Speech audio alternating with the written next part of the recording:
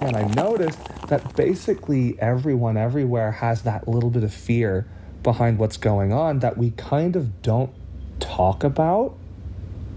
And that's when I really decided to push myself into what we do here now and what became Extreme Vocal Institute, because I noticed that everyone everywhere needs people to talk to about this stuff. Everyone can learn, everyone can benefit from learning more about themselves too. And that's really how I took the stuff that I think I was good at, I hope I'm good at, and have taken that into what I do with all of my lessons. Hey, what's up, Vox and Hops heads? I'm Matt, the vocalist of Cryptopsy and the host of the Vox and Hops Metal Podcast, brought to you by Sound Talent Media, where I sit down with fellow metal musicians to talk about their lives, music, and craft beer. I hope you had a glorious weekend. I most certainly did.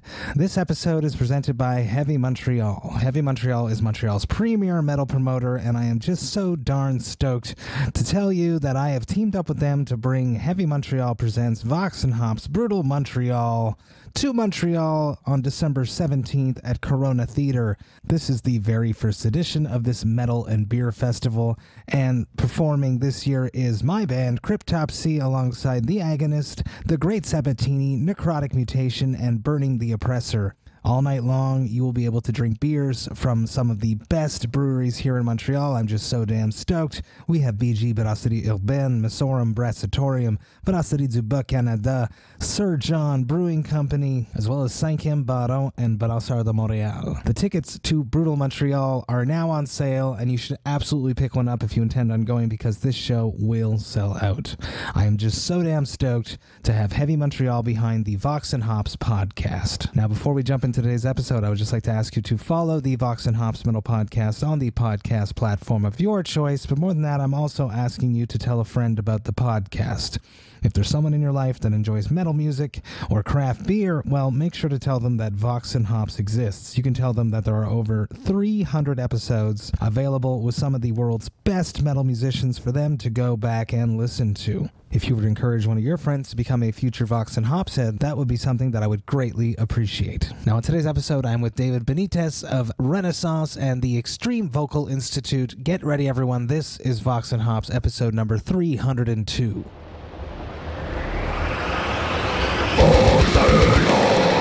I warn you, what you are about to hear is very disturbing indeed.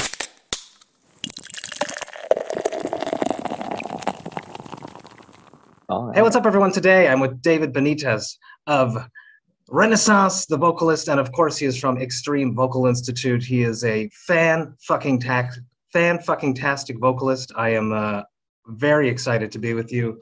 Let's start with a simple yet complex question. How did you cope with this glorious pandemic that is lingering, but is just about done? The big way we got through it, and again, really, really happy to be here with you today, and I love this podcast a lot. What we did to kind of get ourselves through it is we actually took all of that time, especially the beginning of that kind of lockdown in the US, where everyone was just kind of at home, not knowing what to do or what was really going on.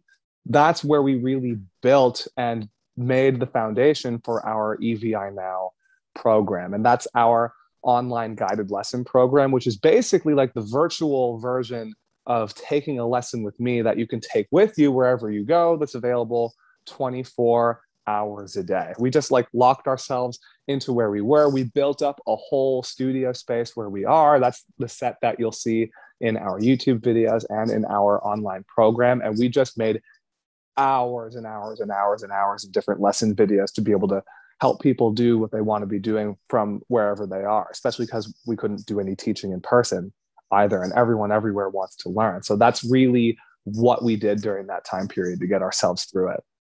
Genius idea.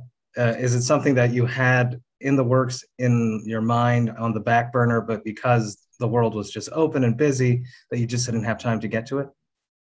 We had talked about it leading into different things here at our camp. Like we had this idea for a little while. We were building it kind of slowly, kind of teaching ourselves the components of what it would kind of take to create a program like this, because there's a lot of stuff that goes into it behind the scenes. And then when COVID hit is when we were actually planning on starting the process anyway. And I say this to people all the time. We actually, and at least I actually use the term, we should just quarantine ourselves to get all of this started. But then that became like the word that we didn't really want to use anymore after that. But that just happened to be what we were talking about, just locking ourselves in for a couple months and just getting it done. Unbelievable. I know that a lot of work goes into stuff like this.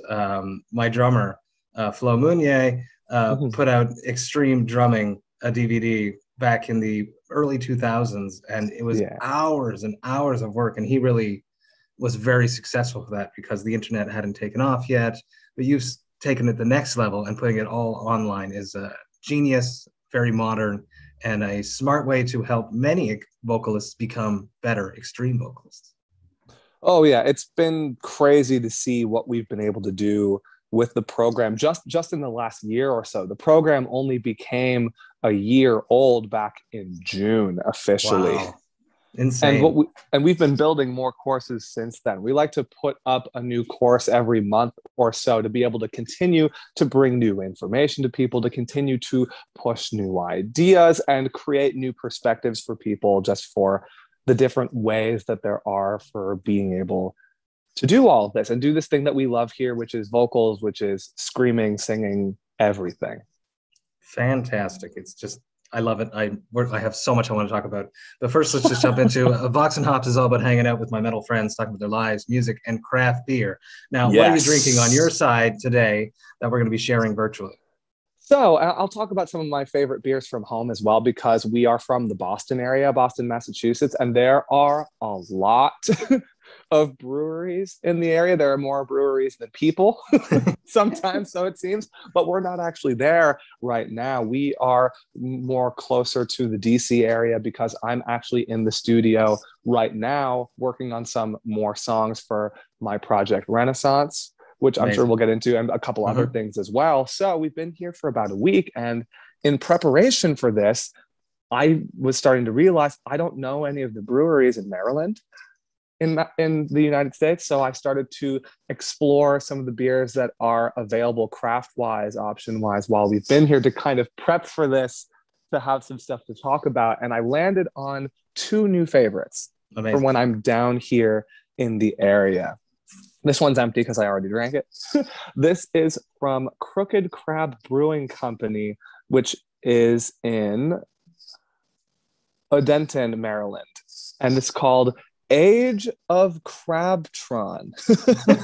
Amazing. Really intense. It's apparently like the little, like it's the sister beer to something they call the Infinity Crab. Really, really good. It's a New England style IPA, which is definitely more my thing. I like a little bit of the heavier, a little bit of the more bold flavor wise, more full bodied, and the kind of the hazier, juicier side of things as well. So this one was a really nice find. And then I think my absolute favorite this week from just my studies, my research, as it were. You're welcome. Is from Peabody Heights Brewery in, let me say this correctly for them, this is in Baltimore, Maryland. So this is called Unforgivable Curses Triple Belgian. Oh, yes. Like, I don't know how well the can is showing up because a lot of the design is very dark. Metal ass. Really, really cool. It has a lot of like different coffee notes in there. There's almost like a really intense spice element to it. But like, I love a good triple. This is really dense, ABV. And it's like 9%. That one. Mm-hmm. Awesome. Like really, really cool find. It was kind of in like the back of the store I had been going to, kind of hidden. So I almost missed it. But it was calling for you, David. Oh yes. And this one is not open yet, just in case. Perfect. On my side, I'm going to be drinking something brand new. This is from Jackalhop. This is a brand new brewery. It opened like, I think a week ago, 2 weeks ago, here in Quebec. So exciting. Just outside. I just hooked up with the brewers. We met up at Mellon, which is another awesome, very cool craft beer brewery right near my house. And I was there, let's say 40 minutes ago, hanging out with Maxim from Jackalhop. And he hooked me up with this. This is their Session New England IPA. They got Ekuanot, Cryo Ekuanot hops, Hull Mellon, which is more of like a classic hop, and Cashmere. Have not had this. 3.7% Session New England. I'm going to pour this out. And David, I'd love to hear about your very first beer. My very first one. I'm going to open mine as well over here. Mid-afternoon. Why not? But my very first beer, I think, if I'm remembering correctly, was actually a Sam Adams. That's a good start. Being from Boston, that's exactly very classic. Yeah, it's a step up from mine, that's for sure. And I think it wasn't even like the regular Sam Adams. I'm pretty sure it was the limited run that they do, the season, not necessarily like in the beginning of winter, but towards the end. It's something they release every year around February, like it's like Winter Crisp, something like that. I might not be remembering the name correctly, but it's more of their late winter, very limited release that they would put out for like maybe a couple weeks. It was kind of, I would say almost more like a Blue Moon. Oh yeah, okay, more, cool. but a little spicier and a little more dense. Still amazing. Very drinkable. Still very kind of like you want to just like hang out like by like the fireplace kind of beer. Awesome. That's something that keeps you warm. The ABV must have been high on that too. You started with a very good beer. That's exciting. Very exciting. Cheers to you. It definitely got me. Oh, cheers as well, my friend. Gorgeous milky haze on this. Smells fantastic with those hops. If I were home, I would normally drink this out of a glass, but alas, you got to work with what you got. It's smooth. It's got the little mild hop burn. Juiciness. It's got that light body that a Session has, which I enjoy. I'm not the biggest fan of Sessions normally because of that, but this one does the job on a Saturday afternoon at 2 p.m. This is perfect. Cheers to Jackalhop. It's funny that you mentioned that, and yeah, that's really cool about that brewery coming up right by you. We had a conversation on the ride up into the studio about a week ago today about, like, this was just a random video that had thrown itself at me on the internet about like the old Coca-Cola recipe versus the new one, and how like they've changed different things, and about people asking what even is that flavor in the first place, like what is this supposed to taste like. It's true, and it was, if you Google what Coca-Cola is supposed to taste like, the description is the most immaculately well-worded thing I've maybe ever read. Like, it's just such colorful imagery that they have for it. It's really extra for what it is, but it's essentially like a little bit of herb and spice, a little bit of earthiness, a little bit of sour, a little bit of sweet is kind of what you have there. And oddly enough, this triple has a lot of those same kind of, there's a little bit of a sour element, there's an earthy element, there's kind of a spice element. So because we had just talked about it, there's a little bit of a Coca-Cola kind of attitude, I'll say, to this. And then my producer Taylor Larson cracked into one yesterday and told me that it tasted like barbecue water, which I disagree with, but that's neither here nor there. Amazing. I want to hear about the soundtrack of your youth. When you were growing up in your parents' or guardians' house, what music was playing when you were not in control of the radio? What music did your parents or guardians listen to? It's a good question, actually. And that actually was what started me on kind of my musical journey, I'll say. It was a lot of classical, a lot of jazz, predominantly growing up, which is then what I got into. I was actually predominantly a trombone player for most of my life, and started out in different orchestras and in all the jazz bands and everything and like that growing up. Yes. So that's kind of where everything kind of was centered around. And then other things with like what we do now, of course, that didn't come until a bit later. Very interesting. So that says, being a trombone player, you already had a fantastic foundation for control of breath. Oh yeah, that definitely made a big difference. And I even use a lot of my experiences from that as a wind instrument player and thread that into the way I teach different things about breathing today. Because it's all about breath. When I'm on stage, sometimes that's like this mantra that goes through my head. A lot of people don't understand it. What do you mean it's all about breath? It's all about breath. If your foundation is there, you're gonna have a better show. You're gonna have and not even just about making the sound, but about being able to even just have like yourself be able to move around and Mhm. still have the sounds happen the way you need to when you're running laps, or like some people I know like windmilling like a helicopter, Yeah. looking right at you. It's something I always talk to people about is that first you track your record, right? And you're ready for that, and you do that and you're happy about it, and then you jam it and that's the next struggle, because you got to do it for real all together, all at once, because we're new school and we don't track live off the ground like maybe we one day should, nor think about doing a record like that, but it would be hard. And then from the jam room, you master that, and then you take it to a stage. And then that's the next thing, because you got adrenaline, you're moving more. But if you have a foundation of proper breathing, you're going to get through it a much, much easier time.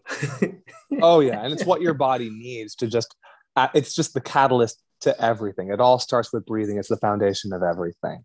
And you can really make it work for you. It's not even like something you need to actively hyper focus on or worry about, because the way I like to say this in lessons is it's kind of like if I were to make you think about the amount of times you blink per minute.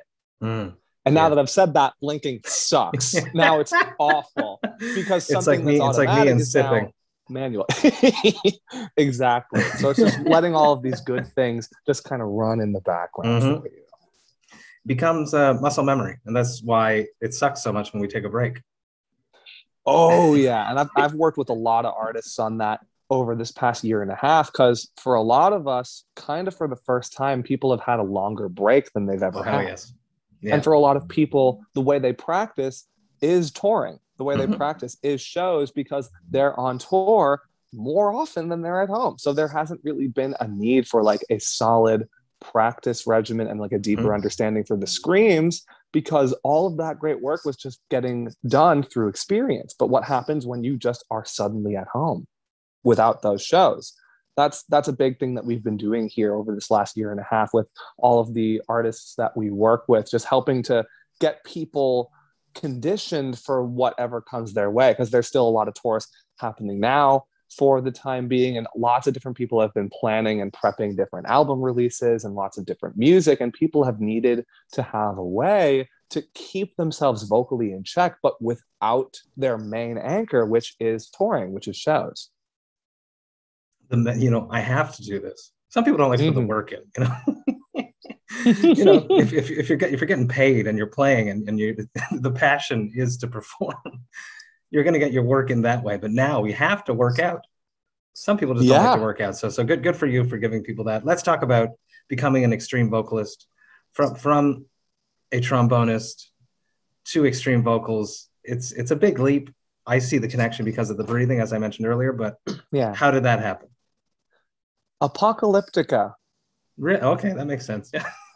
Yeah, it was something that my mother found on like the on-demand for whatever cable service we had at the time, like in the mid 2000s, and she had found by accident, just scrolling around, like something of Apocalyptica. I think they were playing their rendition of like a Hall of the Mountain King, something like that, from one of their many live DVD releases, and she showed me this classical piece being played in a very different kind of expressive way that I've never seen before, and with a different kind of energy that is something I kind of think I had cooking all along. I didn't even know it was there. Instantly hooked. And right after that, they put out a record that featured a lot of different vocalists. I believe it was it's the purple one, whatever the all purple album that they put out was. And they featured a lot of different vocalists, like the singer for 3 Days Grace, a lot of other people, and Corey Taylor from Slipknot was on that record as well. And then it was all over. Now, at what point did you feel comfortable enough teaching people? Because I did it for a bit, honestly, back in, I think it was in 2012, 2013, maybe even before that. And I did it via Skype. And I would always do one lesson with the person. Then I'd be like, you're good. just do that. And that was it. It was over. And so you building a lesson plan and all this. Talk to me about coaching people, about extreme vocals, how you got to a point that you were so comfortable that you felt that you could teach other people? So with that, I've kind of in like all regards, I've always been a more patient person, I'll say. Like I've done a lot of different stuff, like helping people through other things. Like I tend to be and have tended to be the one to like help different friends through things like growing up and like helping people like understand different things like in different classes. And then with music, like as I was doing different things, like how I mentioned, like with like more of the classical, more of the jazz and different things, I would kind of help others along to where they wanted to be, like the people around me and things like that. Anytime people had questions about just general understanding. And even if I wasn't using the most technical terms or didn't necessarily like go into all of like the insane detail of everything, I kind of saw how the way I would talk to people would help them come to a better understanding about what it was they were trying to do, whether it was something class-wise, music-wise, or just life-wise. And that skill kind of progressed as I kind of came into adulthood and I started to like tour for the first time and went to school briefly and then like was really focused on playing shows. And as I was really getting into it, because like I started like having my first bands and stuff in late high school, and then like I mentioned, like the earlier touring days and stuff like that, a lot of people would come to me for help with their voices because everyone was kind of struggling a bit around me in like my own local scene and then the different areas I would go. And I would kind of show people a little bit of what I'm doing, but more importantly, try and help them figure out a better way of doing what they are doing and not necessarily basing it on anyone else. Absolutely. Because that's such an important thing. And then people would like work on that. They would feel better, but then they would kind of come at me with more questions another time. I would kind of help them a little more. And I kind of developed this knack for teaching that way. And then later on, I started working at an establishment called School of Rock as well. I worked for one of those for a little bit of time just because that job kind of fell into my lap. A friend of mine moved away and they're like, hey, do you want this job? Oh, okay. And I had never really taught in a formal setting. So that took some getting used to, but that really helped me like learn like the fast pacedness of like working with a lot of different people all at once. And it really helped with that. And at the same time, as I started to like make more of a name for myself, like in the world of vocals with everything, what I was doing with music and putting myself out there, I started to connect with more and more artists in the industry and started to play with more and more people like in their own bands in their own areas. And I started to notice that there was a commonality between everyone kind of having a little bit of this fear about what they're doing is like hurting them a little bit and they don't know. And like a lot of unknowns about their own voices and their own sounds and about how they're doing what they're doing. And I noticed that basically everyone everywhere has that little bit of fear behind what's going on that we kind of don't talk about. And that's when I really decided to push myself into what we do here now and what became Extreme Vocal Institute, because I noticed that everyone everywhere needs people to talk to about this stuff. Everyone can learn, everyone can benefit from learning more about themselves too. And that's really how I took the stuff that I think I was good at, I hope I'm good at, and have taken that into what I do with all of my lessons now, with all of the clients I have, with all of like the long-term coaching people I work with, and with everything and all the video content we put out as well. I think it's amazing. I've been following you on Instagram for a while now, and the way that you teach is very clear. It's simple, easy to understand, because being a vocalist is very different than any other instrument because you can't see anything that's happening unless you put a camera down your nose. So it's all about visuals and describing things in like an imagery type way that really helps people understand. Now, when I started Extreme Vocals, I immediately gravitated towards Melissa Cross, Zen of Screaming. I think she was the biggest extreme vocal coach in the early 2000s. Nowadays, there's yourself, there's Mary Z from Voice Hacks. There's a bunch of amazing people doing amazing things. And I think that was needed because Melissa Cross is amazing, but I feel like she never really got to the point of describing how to perform extreme vocals. I think she just sort of scratched the surface on how to keep ourselves safe. from damage that improper use of our voice can bring us. But I don't feel like she didn't dig into what you guys do, properly demonstrating fry vocals and properly demonstrating big gutturals properly with the false chords. I feel like you guys are on top of this way more than the Zen is Screaming Melissa Cross. And no disrespect to Melissa Cross, she's a pioneer, she's amazing. But talk to me about your path. Did you go through, did you follow the Zen is Screaming? Is that something that you used to do back in the day? Where do you see teaching extreme vocals going in the next few years? The way I like to talk about this is to use one of my favorite phrases that I use all the time when I'm teaching as well, in that there's never just one way of doing something. That's true. In any regard, no matter what it is you're talking about. There's never just one right way of doing something. And there's never going to be just like one source of information for something either. You never want to only use one thing or only go off of one person's opinion on something as well. Because at the end of the day, no matter what you do, everything is based on some sort of either personal preference or experience as well, because we only are ourselves. That's true. And that's not to anyone's fault either. So when it comes down to like the amount of different ways there are to learn and the amount of different sources there are, a lot of the information can kind of be the same, but the difference starts to become in the delivery, in the way the information is being presented and being kind of packaged and delivered to you. And different kinds of communication work for different kinds of people. Some people will love one sort of presentation, and other people will kind of be met with kind of glassy eyes, like they're not really getting it. Because everyone learns in different ways as well. And that's kind of something I have, like a gripe I have against like the way standardized learning works in like different school systems, because it's really not possible to try and take everyone and generalize the way they learn into one set way of doing it.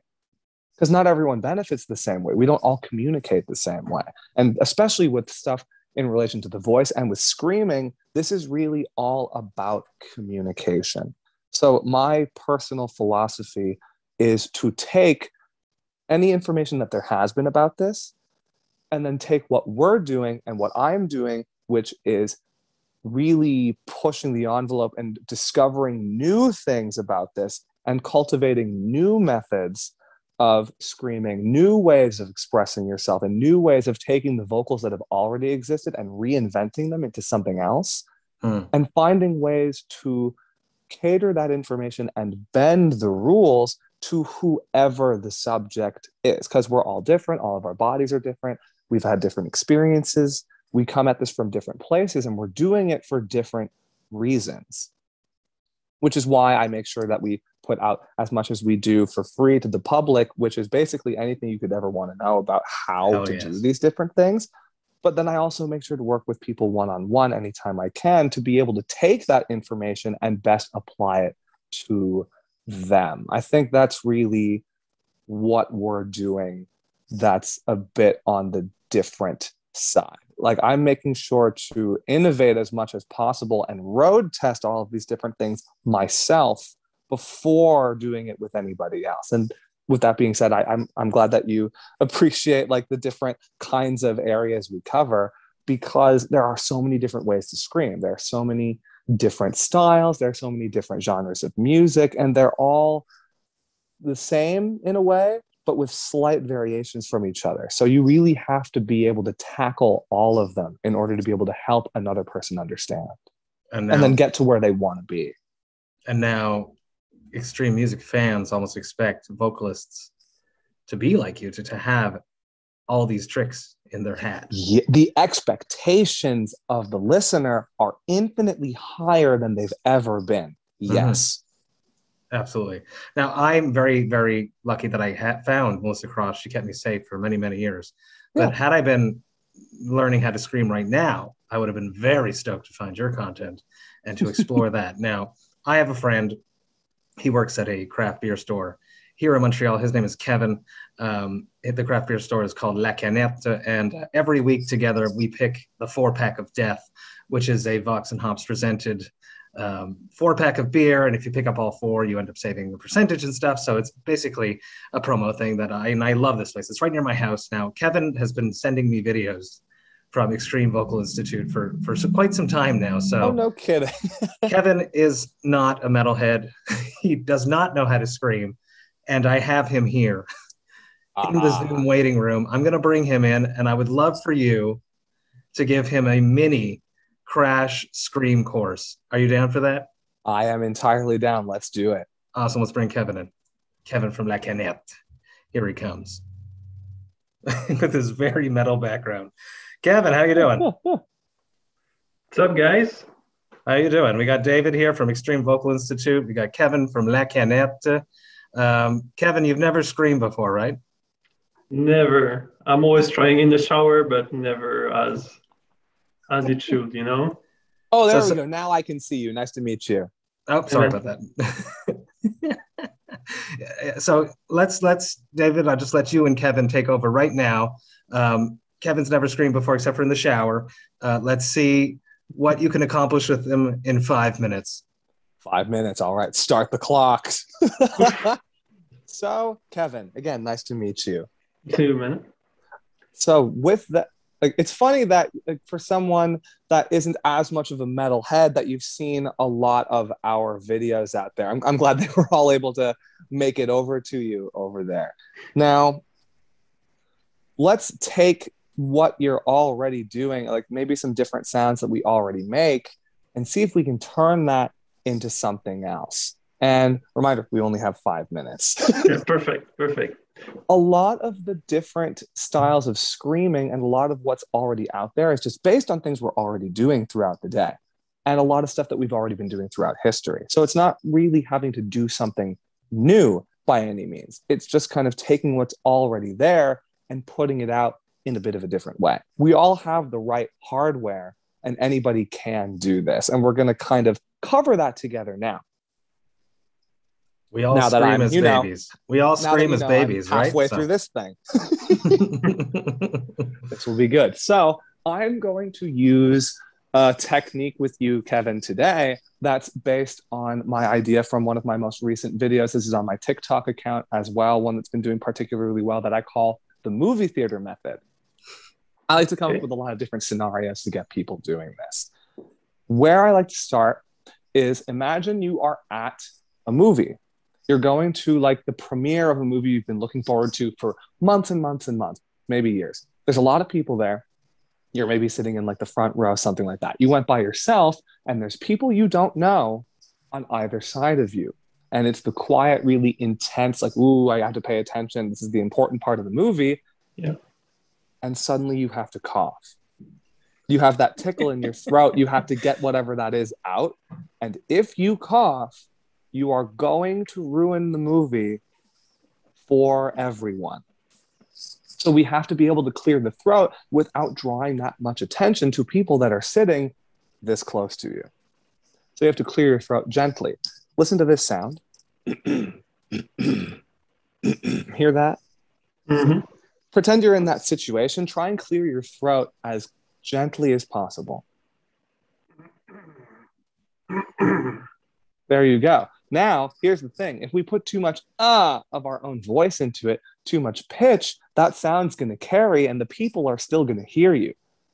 Think quieter while still getting that thing out. It's the quieter I could go. There we go. And the volume's breaking up a little bit because Zoom is like that with screaming audio sometimes. You feel that kind of lower fluttering happening a bit like lower in the throat. It's probably not happening like as high up. Yeah, feel that?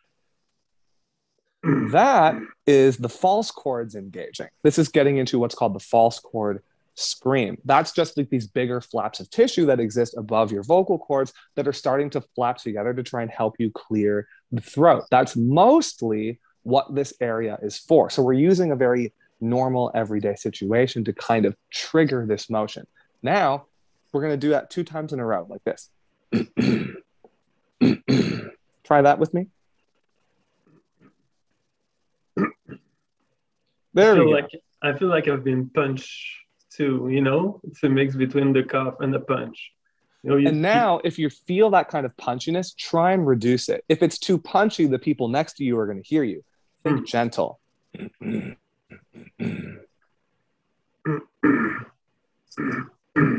Yeah, feel how it's a little more rumbly now and less punchy.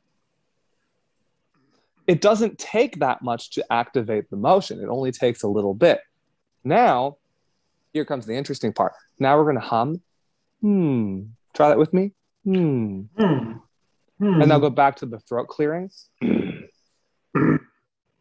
We want to somehow get both things happening at the same time. Shit. What we're going to do is we're going to start to open our mouth a little bit. Do the hum with me. Now open your mouth. Feel how you did the same thing and the only thing that changed is your mouth opened? I guess, man. Go back to the throat clearing. And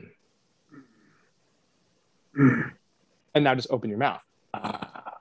Yeah. Try not to punch it. Feel how it kind of went up a little bit. Ooh, there you go. The way a lot of the internet comments talk about this whenever I make this sound, it's the Batman thing. which is very literally what's going on. So go ahead and try with me. Try and get that throat clear with the mouth open. Let your mouth open a little more. Now go back to the other noise. Back again. To the open one. Now do both. No, it's still not there. Try not to hide from it. Go back to the standard one. Back to the throat clear one. And now do both. Let yourself kind of make that sound through it.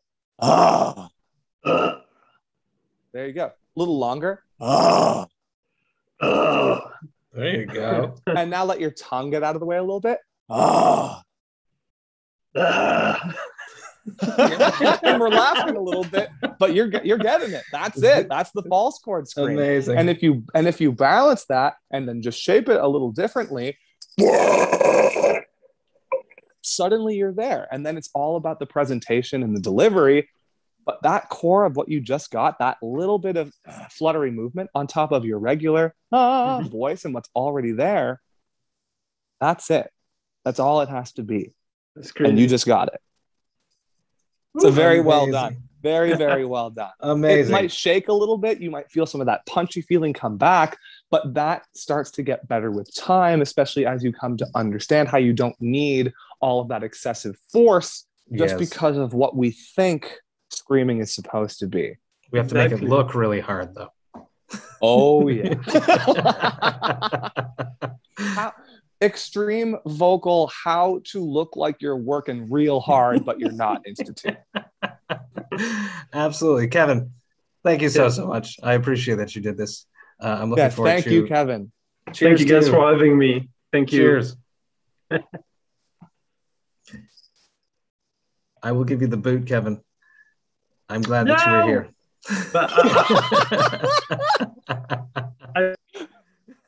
Report to Zoom. No, don't report. Yeah.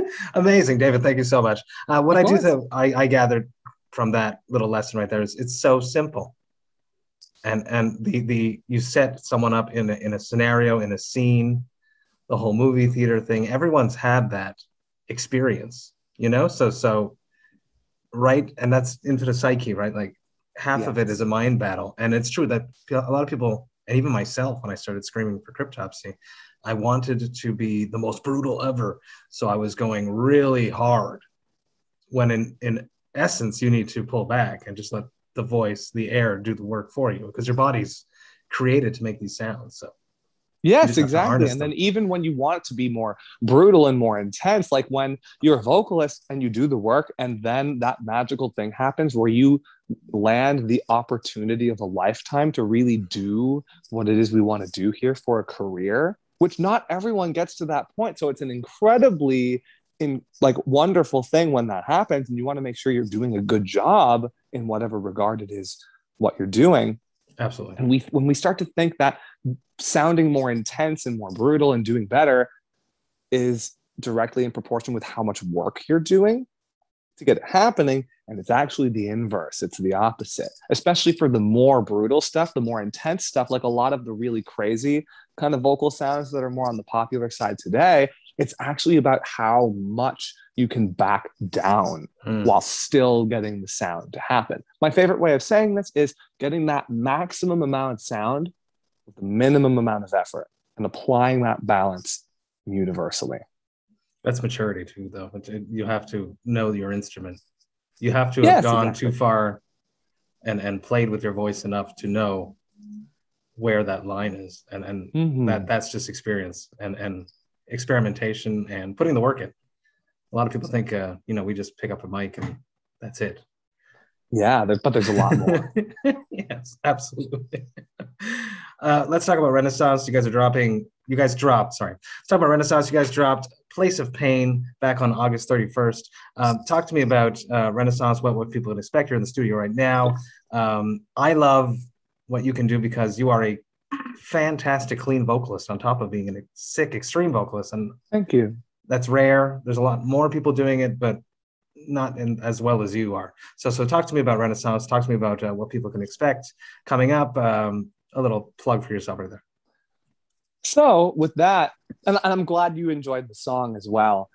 My goal from the beginning, especially because of how I got into screaming with what you and I have been talking about here, my goal has always been to take the melodic and the intense musical side of things and the heavy, distorted, really crazy, primal, aggressive sound of screaming, and in music combine them into really one thing as best as I can, like a true half and half between the chaotic and the melodic. That's kind of been my goal. A lot of the times when these bands do this, there's they flip the switch, and now it's this band, and then they flip the switch, and then it becomes the other band again. But it's the same band, but they don't sound like one band. I feel like you guys put it together, and it actually works together, as opposed to, I'd say, like, as an example, Black Crown Initiate, their most recent record, and I told them this, I feel like they crossed that line where they're actually the same band that's flipping the switch, but it sounds like one band. It doesn't sound like two songs that are being pieced together as much as it used to. And that's a true statement. And that was kind of the mission statement for this project when I got it started, because like I've had like my bands from high school. I've joined a lot of other bands and toured with them, and I've been in many other people's bands since. And when I've kind of worked on this kind of blend of different sounds, it kind of hasn't worked quite in the way that I envisioned it in terms of like what that real balance can be. Because a lot of times that does happen where people, it flips that switch and then it sounds like an entirely different group. Or it's like the ratios thing where it's like mostly heavy and then there's some singing here and there. Or it's the opposite, like a lot of like the radio stuff where it's mostly singing and then there's these little moments of screams here and there. Let's get our street creds. It seems kind of forced sometimes in those instances. And I really want to marry these ideas together, especially with like what I teach as well. And there's so much emphasis on being able to understand just your voice in general and who it is you are through your voice, regardless of what it is you're doing with it, whether you're screaming or not, because that's how you obtain real understanding and mastery of your craft here. So that was kind of the idea behind starting Renesans. I started the group actually about a year ago, about this time, with my producer, Taylor Larson. He's also works with groups such as Veil of Maya and Periphery and many, many, many others. And with what we do together here, like we had started working together from like other bands I've been in, and like we've had a lot of mutual contacts, but I started to come down here to work on my own music because he really wanted to do some stuff together. I wanted to try it out. We started to write back and forth, and we really kind of got something special going on. And it has to be the relationship. Yeah. Oh yeah, and the way Taylor understands how to write for the vocal and really write in a way where the music makes its own really intense statement while creating the perfect platform to have the vocal speak for itself is really, really incredible. And that's why I keep coming back here and doing these things, and how I inadvertently end up spending so much of my time here. Is Renaissance going to be a band that's going to tour, that you're going to get out there? Obviously, with the pandemic, it was impossible, but now it is possible. So if you could get out there and tour, who would be a dream package to put yourself in front of the perfect crowd? I mean, that's an interesting way of phrasing that question. I have lots of different friends and people like in my contact library that I know I can go to anytime I need players for anything or musicians. Because right now, the band is just me. Like Renaissance, my band is just me as the vocalist. And then Taylor is writing all the music with me, and we're like doing everything together, but he's the producer of everything. When the time comes, I do have ideas for who is going to be up there on stage with me. And now that you've kind of heard the song, and like with the video that's out, you can see the band with me, and they're all incredible people and friends of mine and people I've worked with in the past that are all incredibly gifted at what they do. And you're going to see a lot of different kinds of faces out there with me once I am out there touring as well. We'll see when that happens. We're still kind of hatching all the plans for this stuff, because we have a lot of different plans for Renaissance that we are actually in the midst of here in the studio right now, with where we think the future of this will be going. But I'm sure all of you guys will be able to see all that sort of thing and be able to get excited very soon. Love it, love it, love it, love it. If you could make a beer for Extreme Vocal Institute. I love collabs. I've done a bunch of them this year. I have more in the works. I just love making beer ideas. If you could make a beer for Extreme Vocal Institute, what style of beer would it be, and what would you call it? Wow. Okay, that's an interesting question. I have not considered that. If I could make a beer for the school, I think vocals are very complex. I think screaming is a very complex thing.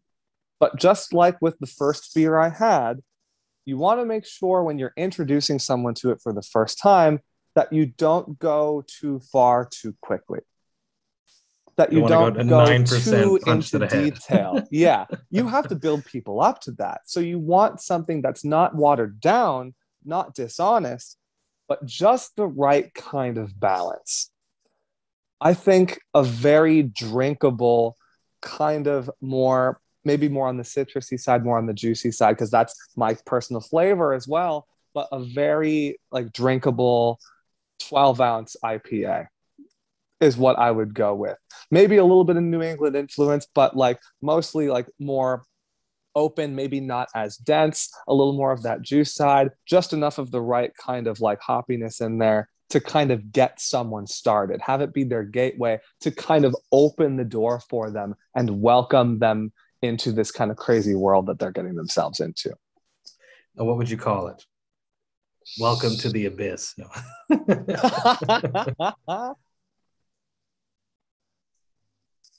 Dream Scream. Here's my pitch to you for a beer. Now, what if we made a beer that actually had things in it that were good for the human voice? Oh, and interesting. Then singers would drink it and would feel good. So like sometimes on tour, I'll drink like a throat coat tea. I like it for some reason. Habits, right? And then another thing that happens when you're a vocalist is that you have particular habits that you do. Yeah, you have your list. And then if you don't do that and you have a bad show, it's because you didn't do that one particular thing, right? And you cursed the day by not doing it. So what if we made a beer with things that are good for the human voice in it? And it could be a singer's beer. What things that come to my mind, and I don't know if they're actually true or not, obviously, is honey, ginger, lemon. What else could we put in a beer? That would benefit the maybe human voice. Like different things, maybe like a little bit of peppermint just to open you up a little bit. This would be a very odd tasting beer, but you could have to be like a saison with peppermint, re-fermented with honey, with ginger. Local honey. Of course. Only the best. Ginger and whatever, and lemon. The lemon doesn't fit, but I think it's interesting. Oh yeah, and even with that, like, and everyone has their different ways of doing things. I will say, although we can create this dream beer that is like the cure-all for different vocalists, you don't, for all of our for everyone watching now, try not to have a beer right before going up.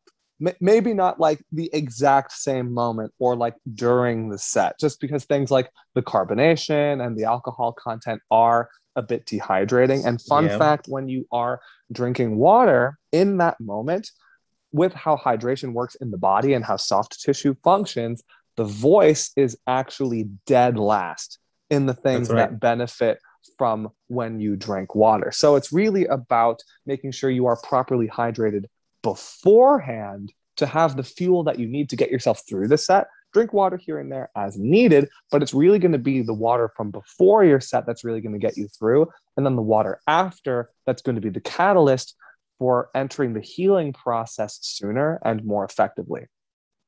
Wise and then words. You can enter beer clock like sometime a little bit after that, and then like before as well, as long as you time it well, because that's definitely my beverage of choice.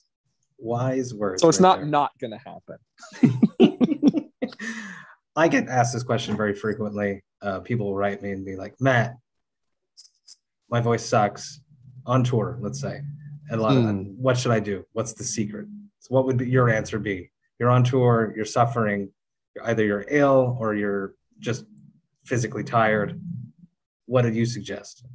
So that's actually interesting that you phrase that question that way, because that actually lines up perfectly with in our EVI Now program, our website guided lesson program. That's what the newest course we just uploaded is all about.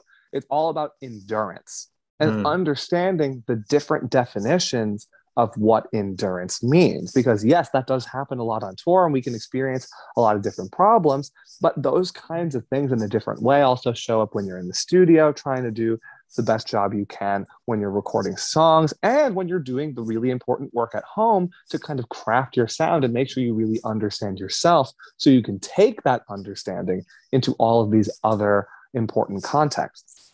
Now, the conversations I have with a lot of my touring artists that I work with and a lot of the people that are out on the road right now, the big thing I like to talk about, and I'll talk about this with you as well, is ratios.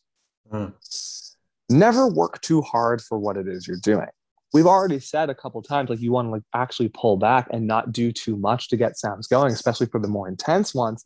But even on a day-to-day basis, like if you wake up kind of funny and you're not feeling it, or if you didn't get enough sleep, maybe you're in the van and you had the driving shift, maybe you didn't get to sleep that much, maybe like stuff was crazy the day before. There's like lots of different things.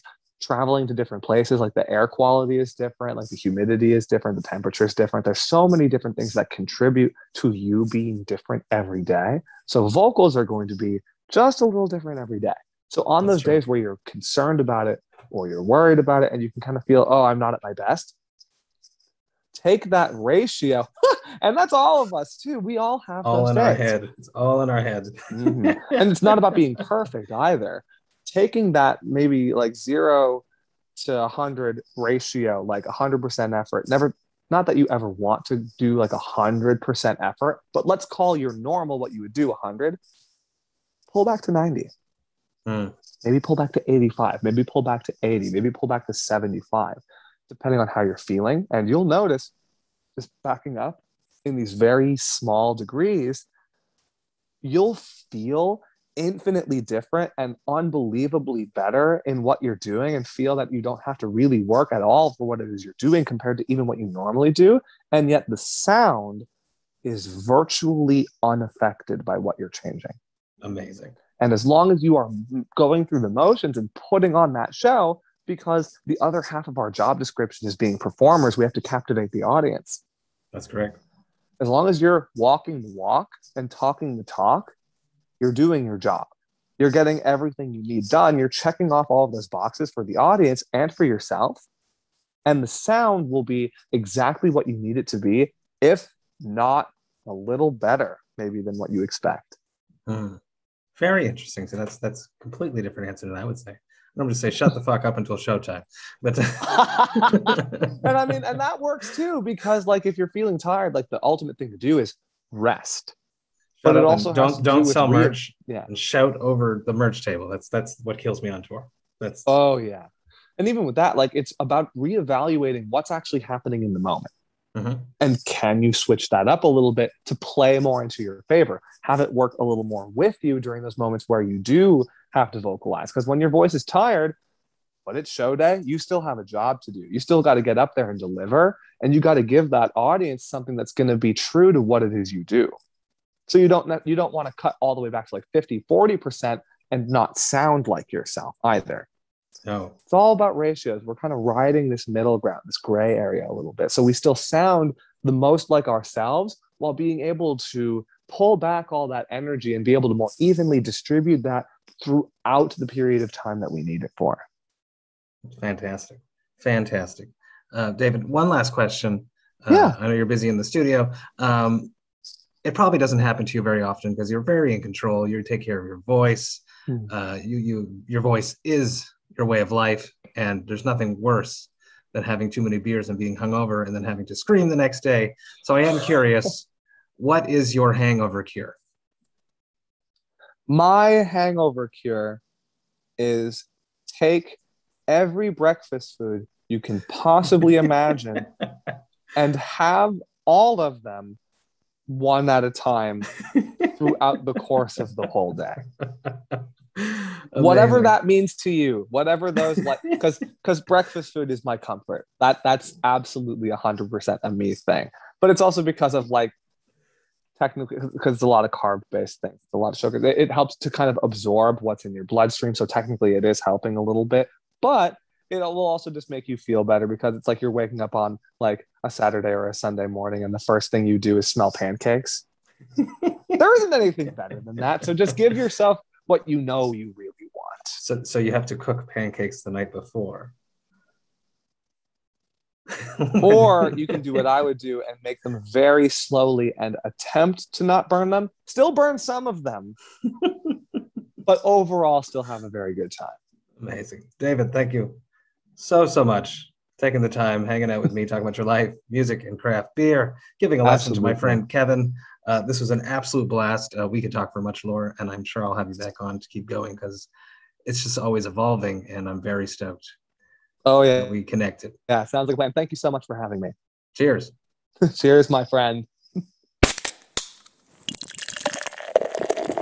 Hey, thank you all so much for listening right to the end. You know that I love and appreciate that. Man, was this ever an excellent conversation. As I said many times throughout this episode, I think that David is one of the best out there right now. As a vocalist, as someone that teaches other people how to do extreme vocals, he's really the best. And huge, massive shout outs to Kevin from La Canette for coming on and getting a vocal lesson. I'm just so damn happy that he agreed to come and do this. He's such a trooper, and I love collaborating with him, and I'm excited to see where he takes his extreme vocals over the next course of the year. If you enjoyed this Vox and Hops episode, you should sign up to the Vox and Hops Metal Podcast's mailing list. You could do that on my website, voxandhops.com. That's VOXANDHOPS.com. And when you do that, you shall receive one email a week containing all of the details of everything that has happened throughout the past week in the world of the Vox and Hops Metal Podcast, including all the details for any episodes which I dropped throughout that past week, if I've been a guest on someone else's podcast, as well as the updated links to the Brutal Awakenings playlist, which is curated by my man Jerry Monk, the metal architect himself, and is available on both Apple Music and Spotify. So please do me a favor, sign up to the Vox and Hops Metal Podcast mailing list, because there's just so much going on in the world of the Vox and Hops Metal Podcast. I would hate for you to miss a single thing. The Vox and Hops Metal Podcast is brought to you by Sound Talent Media. I have one more episode coming up this Friday, and it's the 3-year anniversary episode of Vox and Hops, so you should definitely check that out. But until then, remember to enjoy life, metal, and craft beer. Cheers, Vox and Hops heads.